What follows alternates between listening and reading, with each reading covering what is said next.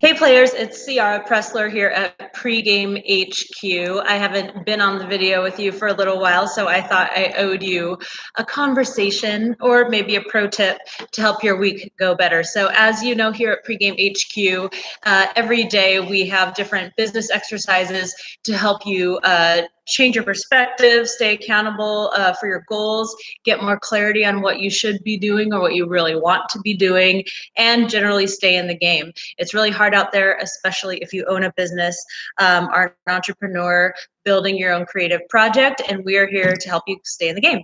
So we did a workout here last week in our in-person mastermind groups, which we call home team, and it was on reframing.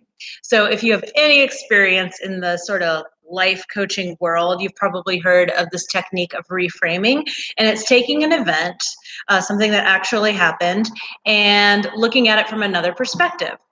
So this could be like, I applied for a job and the person didn't call me back, which is a fact. You applied for the job, the person didn't call you back. Maybe you even went in for an interview and spent your precious time working on this job, and you didn't hear back from them, and it's been a whole week. And you could take that as, they hate me, they don't want to hire me, I'm terrible, they're terrible.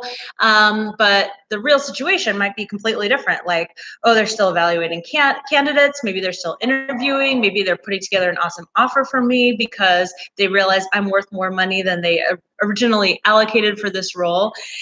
You don't even know what's really happening. So you could take the overly cautious and very pessimistic view that it's all gone to shit. But I prefer not to do that because it makes my energy so much lower and it makes me lose the will to keep working. And so that's why staying positive can be really important for your business. Now, you know, I am not about the Pollyanna, like meaningless positivity approach. I want your positivity to be grounded in reality so that you actually do the work and empower your own success. But using this reframing tool to look at the positive side of things when you don't really know what's going on is invaluable. And I've been using it for years. We always have to keep doing it over and over, though, which is why it's a pregame workout. No matter where you are in your business, we have people who've just started within the last year. We have people who've been doing what they do for 10 years. Everybody needs the reframing tool. All right. So here's an example. You could complete a sentence, something like, my industry is a mess because, and I'm sure there's something you don't like about your industry that you would change. That's probably why you're in it, so you can change it in some way.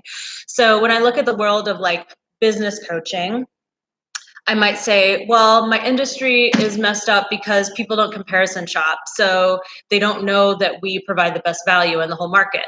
And that's really frustrating to me. And when I'm coming from that place of frustration, do you know what I do? I stop marketing. I stop doing sales. I assume people are just going to go with the person they already know. And I sabotage myself and my business.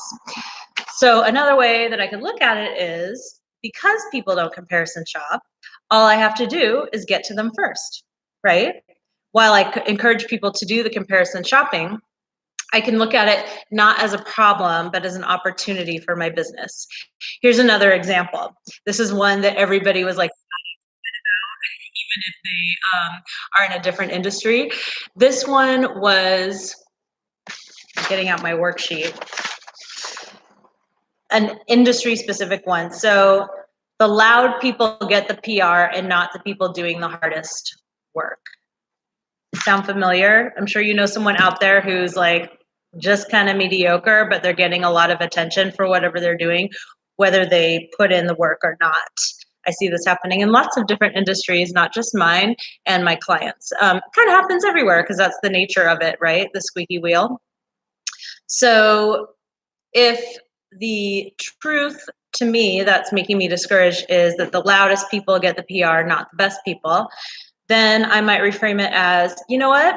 I'm really good at PR and I can take the mic anytime I want to, right? But here is the key. So you know affirmations, you know that a lot of the time they don't work.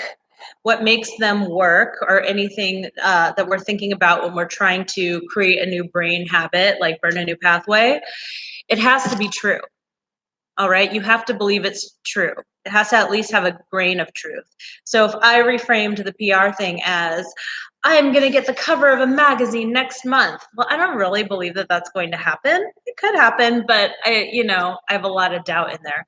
So I'm going to find something else that is true that I believe. I am a PR expert, true.